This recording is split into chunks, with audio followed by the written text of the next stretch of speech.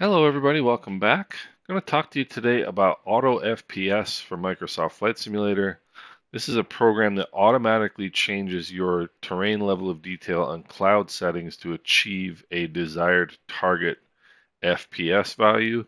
This is a development of the dynamic LOD program. It's a simplification, at least on the user end. This is much easier to use.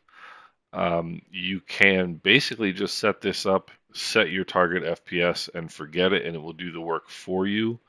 It's a wonderful program. So, what I'm going to do today is go through what it is and what it does, go through the installation really quickly, talk about the settings. We'll do a quick demo flight, and then we should be good to go. So, this is basically, like I said, a simplification of the Dynamic LOD Reset Edition. It improves performance in the sim and smoothness.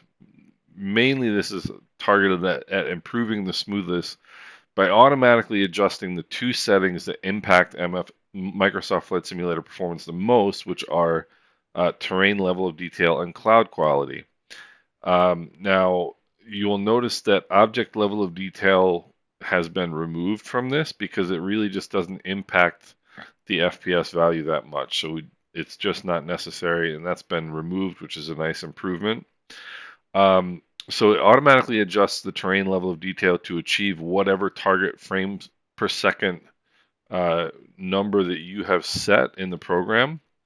Another neat feature, there is a TLOD minimum on ground landing option. Now, that's a mouthful, but what it does is it sets a terrain level of detail on the ground that is a minimum value, like the um, default value is 50 TLOD, and the reason it does that is because you don't need a high terrain level of detail when you're on the ground because there's not a lot to see.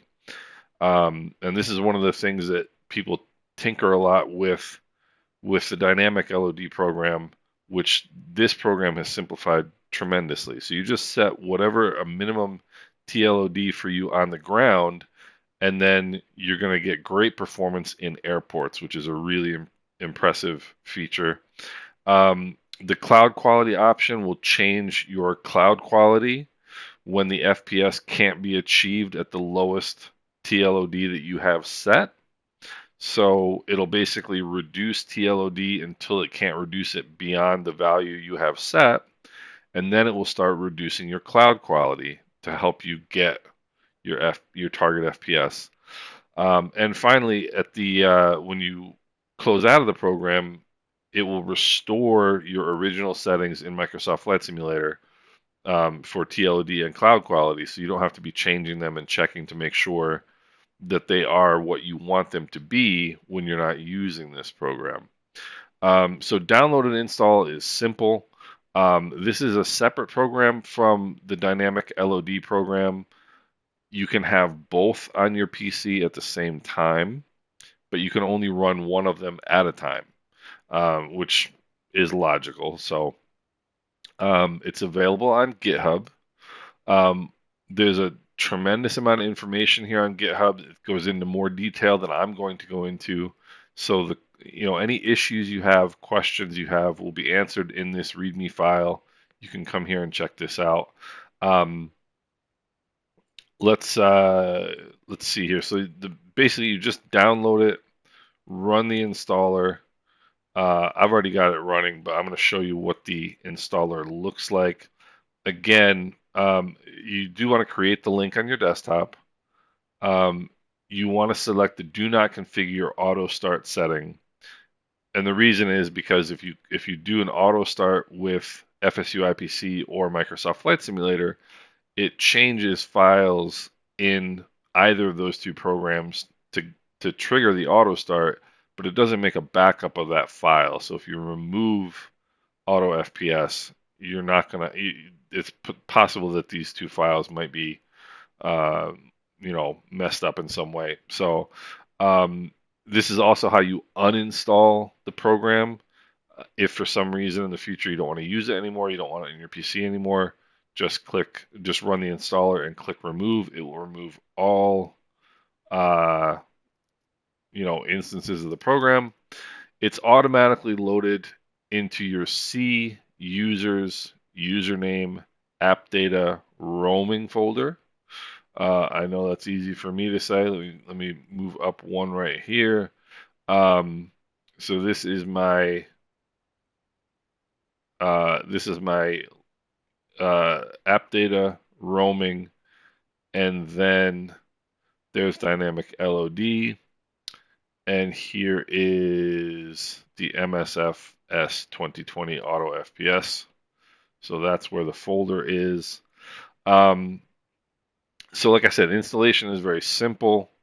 The program, and if you have this program installed and you're trying to update it, you have to stop this program before running the installer again. It does install the MobiFlight file in your community folder. So if that is not installed or outdated, you have to install that. So basically, just stop this program if it's running and don't be running Microsoft Flight Simulator when you install this. That's a very simple way to put this. Um, so do not run the installer as admin. But if for whatever reason you are running Microsoft Flight Simulator as admin, you would have to run this as admin as well. You shouldn't be running either of them as admin, but it has to match. But the recommendation is not to run the installer as admin. If you want to retain your settings from a previous version, do not uninstall the program first. Just run the installer, select update, and your settings will be retained. Um, and you may get either a Windows Defender or antivirus flag for the program. Um, to make it very simple, in order to there's a process by which the gentleman who made this program can have it signed and obtain a certificate so that your antivirus program won't have any issue with it. But it does cost money, and he's not charging any money for this program. He's not making any money for this program, and it's just cost prohibitive for him to do that. So just understand that there may be an antivirus flag for this program. I run it. There's tons of people who have tested it and ran it. We've run his dynamic LOD program. There's no reason not to trust this program. It's not going to do anything weird. If, however, you're uncomfortable in any way, just don't use it. But just do be aware that Windows Security or your antivirus might flag it. Now, to start the program, you're going to want to start it before. I've already got it running. You're going to want to start it before you start Microsoft Flight Simulator. And this window is going to come up, and you're going to see the configuration status. I'm going to show you in a browser window what this looks like. It's a little bit bigger. So you can start it manually before you start Microsoft Flight Simulator. As you just noticed, if you close the window, it simply goes to your system tray. It does not close the program. And if you want to open the program again, just double click the system tray icon and it will open the program again. Open the window again, correct me. I'm sorry. Now, the only other thing is don't change your terrain level of detail or cloud quality settings in Microsoft Flight Simulator while this app is running, because then you're just going to confuse things. So connection status, you've got Microsoft Flight Simulator, Sim Connect, which is required to run the program, and then a session, which is a flight. Okay. Sim values, these values will not show up unless all of these connection statuses are green. A green value means that the sim value is is at or higher than the target that you have set. Orange means that the terrain level of detail is adjusting, and black is shown otherwise. And if it shows red, any of these values show red, that means that the value is lower than the target that you're looking for. So green is good, orange is adjusting, red is that it's below the target that you're looking for. Um, and the FPS value here is averaged over 5 seconds, so you're not going to see spikes in your frames per second. This is just going to show you what the average frame per second is over 5 seconds. So it's going to smooth it out for you, so you're not going to see big spikes in this number. The priority setting here shows whether frames per second or TLOD min is the current priority of the program. TLOD min is what you're going to see when you're on the ground or when you're below 1,000 feet coming into land, and I'll talk about that here in a second. Now here are the general settings. Target FPS. First of all, this is going to automatically determine whether you're using PC, FrameGen, or VR, which is really fantastic. As you can see in this example, it says PC, which is what I'm going to be using as well. You're going to see what I'm using the program. It's PC because that's what I'm using. Now, this is the most important setting in the program. It should be at the mid to lower end of what your system is capable of. In other words, don't set it at a value that your system is going to struggle to achieve. You want it to be a reasonably achievable target for your computer. So when it's in PC, FrameGen, or VR mode, you can change the value in the target FPS for whatever of those three you're currently running, and it will save that value. So when you change, like let's say you're using VR, you set a certain FPS target for VR, you go back to PC, which you have a different frames per second target than VR. When you go back to VR, it will automatically go back to whatever VR setting that you had. If you use an FPS cap, like an NVIDIA control panel, and or if you use VSync, for example, you want to set your target FPS to be about 10% lower than that cap. In other words, if you're running target FPS of 60, well, let's say 40, target FPS of 40. Excuse me, I'm getting that backwards. If your FPS cap is, let's say, 60, take this value. You want to set your target FPS as a 10% lower than 60, which would be 54. This just helps the TLOD logic to function better. Let's see here. So if you can see here that first of all, this option you want checked, which is open the window on App Start, so you can see the window when you start it. Otherwise, it'll start to the system tray. Use expert options. Now, expert options. The great thing about this program, you don't have to do anything more than what's right here. Set a target FPS, and you're done. It's really that simple. If you want to get more into what what the settings are, you can do that using this expert options section. So FPS tolerance is a percentage. It's how much of a variance from your target frames per second must occur before the app will adjust your settings to achieve the target FPS. So this basically prevents the app from constantly changing values all the time when there's a 1% variance below your target FPS. Obviously, the lower you have this setting, the more reactive and the more active the app will be. If you have it set for 1% below your target FPS, then as soon as it goes below your target FPS, it's going to start changing the values, the TLOD values in the game. If you have it set higher, it's going to wait a little longer to see if that FPS recovers back to your target so it doesn't have to change things, which is a really cool thing. Now, this TLOD minimum on ground and landing.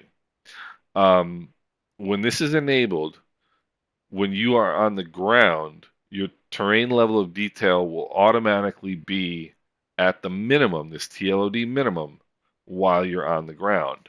Now you can look at this and say 50. That's the default number. You can look at that and say 50 is a really low terrain level of detail. Yes, but as you're going to see when we do the demo flight, you don't need a high TLOD when you're on the ground. You can't see anything out. The TLOD value is basically a radius, how far out from where you are you can see the level, an in-depth level of detail, shall we say. So when you're on the ground, you can't see past the buildings that are right next to you or see past the airport environment. There's no need for a high terrain level of detail value.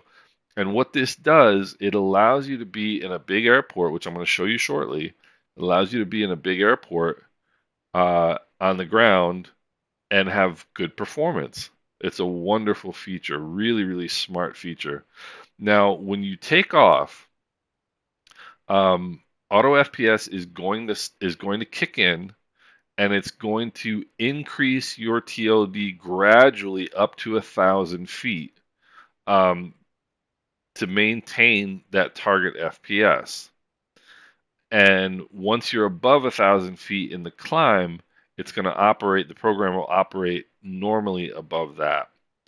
When you're on descent to landing, once you cross 2,000 feet above the ground, the app is going to start progressively reducing your terrain level of detail down so that once you cross 1,000 feet above ground level, it's at this TLOD minimum value and stays there until you land and stays there while you're on the ground. And what that does is, so from 1,000 feet above ground level until you're parked at the gate, your TLOD is going to be nice and low, so you get good performance, and it's not going to change. So you're not going to see a lot, any variation in the scenery, in the density of buildings, and so on and so forth, or trees from 1,000 feet to touchdown to parking. You're going to get a nice performance, and you're going to get a consistent visual picture of what's out there. Um, So let's see here, the decrease cloud quality option.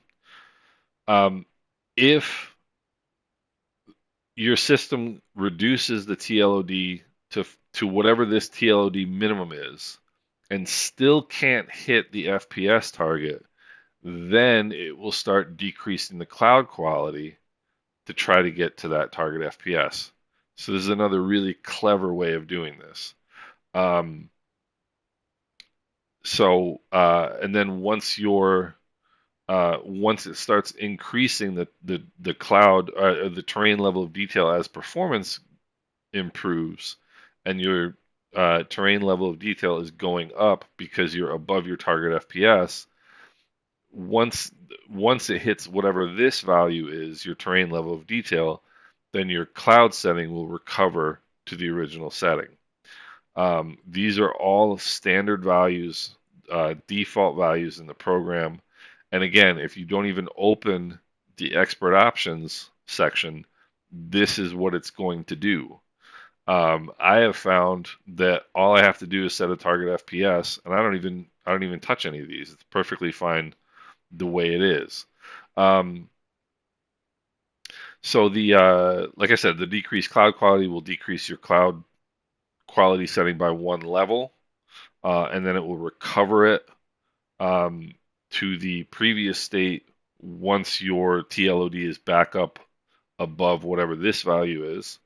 Um, the pause when MSFS loses focus setting. Um, so this will stop any changes in your terrain level of detail or cloud quality if you are not focused on Microsoft Flight Simulator. Like if you're running another app and you're switching between the MSFS window and the app, which is going to change your frames per second, so to speak, in the on your PC. It will not start changing those values basically when Microsoft Flight Simulator is in the background and you're doing something else, which is really pretty smart. Um, and the last thing to note, and I mentioned this in a previous video on dynamic LOD, this program runs by accessing certain memory locations in Microsoft Flight Simulator. If for some reason it is not able to find the memory locations that it's looking for, and this would be because they were changed most likely in a sim update, the program will automatically set itself to read-only mode and won't have any effect. So in other words, if it's not able to access what it needs to access to run properly, it's not going to run. So that it's not going to mess up your sim in any way, which is another great feature. So I'm going to now open my window, show you real quick.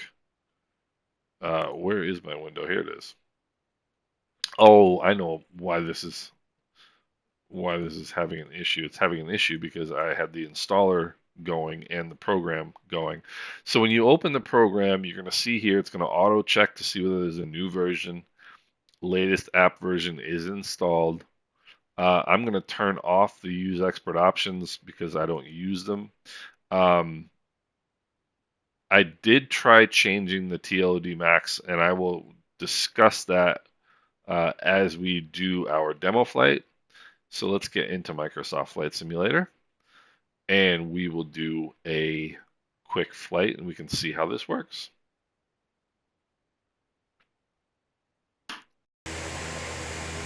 All right, here we are in Miami. This is the Latin VFR scenery for Miami International Airport. And this is a relatively taxing scenery. It's one I use often.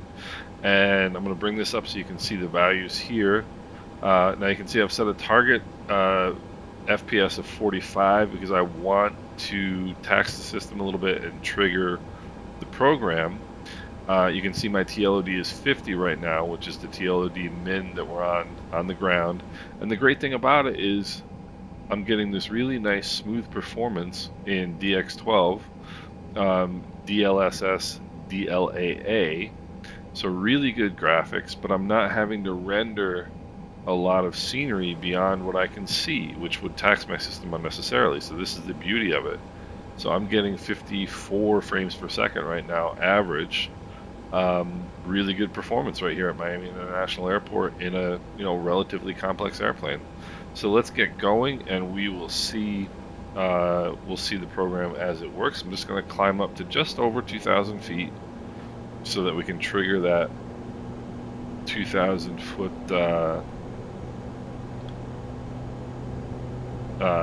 setting in the program. So we're at notch, accelerating normally. 70, 80 knots. You can see it's tuned my clouds down to high, which are normally on ultra. And there goes gear up.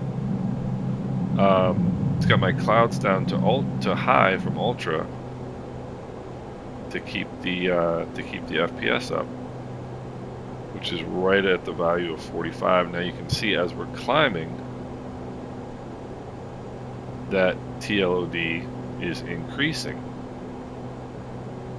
See, my average is 45, this is 45, so that's just going to keep going up and up and up. Let me just set this to climb power. So that's going to increase my terrain level of detail because I'm achieving my FPS target. So now we're at 135.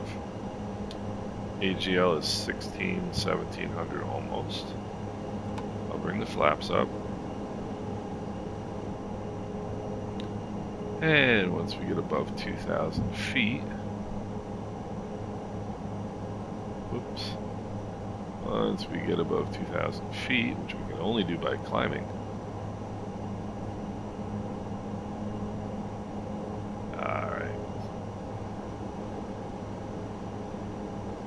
And see, again, it's adjusting my TLOD just to keep that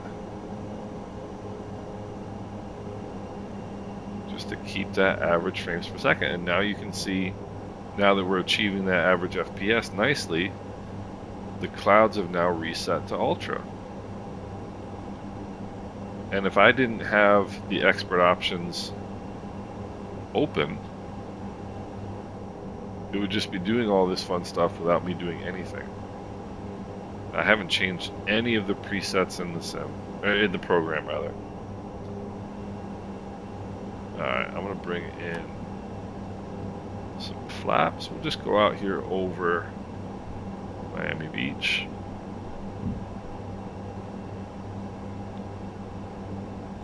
So you can see how the values change as we go along. See, now we're below the target frames per second, and so the TLOD decreased.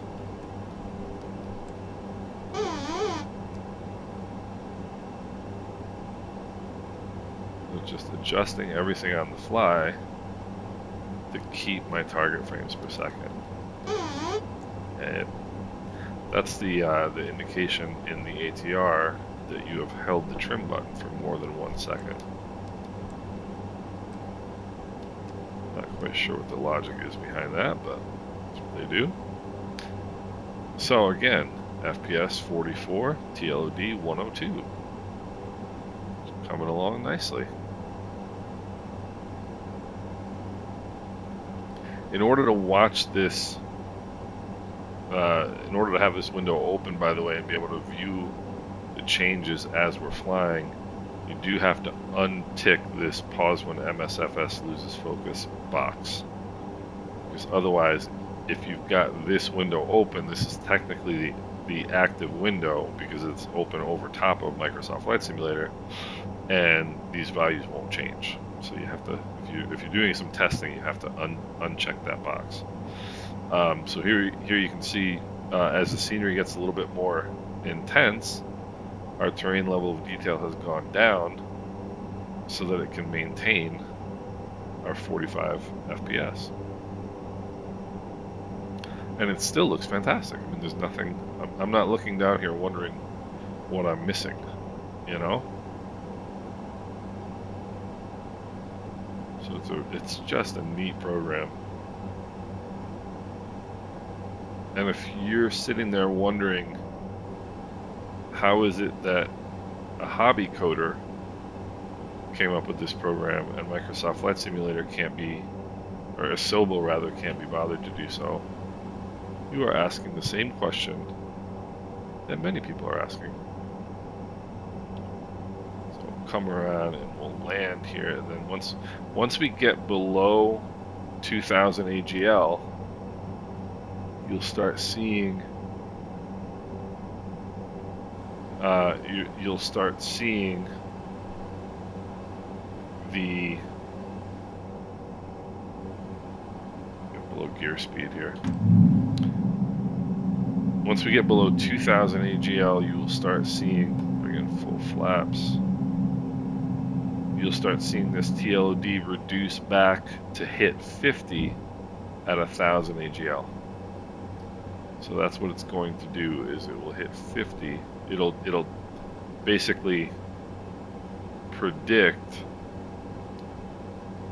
how quickly it's going to have to reduce the TLOD between 2,000 feet and 1,000 feet to reach a TLOD of 50 at 1,000 feet. And then from 1,000 feet in, there will be no change.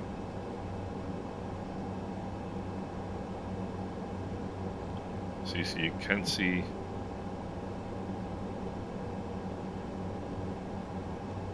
here we go. Here's 2,000 feet. So once it hits 2,000 feet, it's going to start reducing. You see that TLOD now go to orange because that means it's changing. You can see it's just reducing itself little by little to reach a value of 50 at 1,000 feet AGL.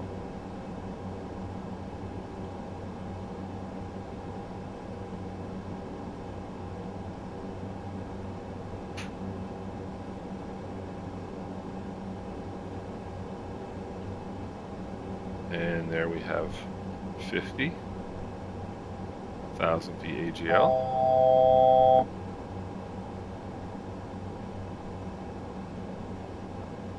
And now we just make a normal descent and landing.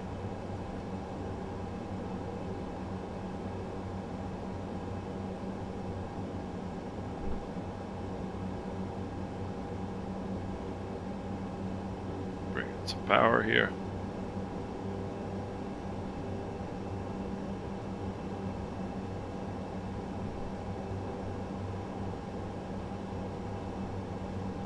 And all this time, 500. Flying in and out of Miami in the ATR, my average frames per second has been above 45. And I've done nothing. It's really a wonderful program.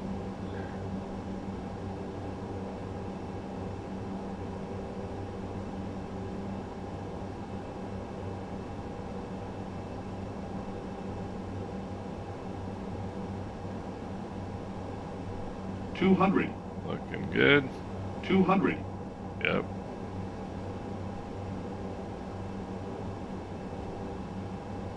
One white, 3 red. 100. 50. 40. 30. 20. Just hold that nose off a little bit. 10. Not the world's most brilliant landing, but that's not the point. And then you can see our FPS is 48 right now.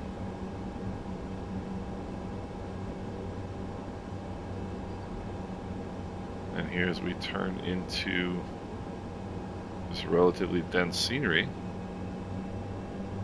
it's going to keep us right there because we've got that nice low terrain level of detail. So that's a basic overview of the program, and I'm definitely going to use it. I'm definitely going to spend some time tweaking the numbers, try to get a little bit better result of what I want. I think my TLOD min might be 100 and my TLOD max might be a little bit higher, but we'll see. I have to play with that to find out. But the bottom line is this is a really incredible little program, and definitely encourage you guys to go out and get it and let me know what your experience is with it in the comments. I mentioned earlier there's a big README file on the GitHub page, and the developer Reset Transponder is kind enough to answer questions in the comment section as well, so that's wonderful. So definitely check out the README if you've got any issues with the program, and make any comments here on the video, and hope you guys are doing well, and we'll talk soon.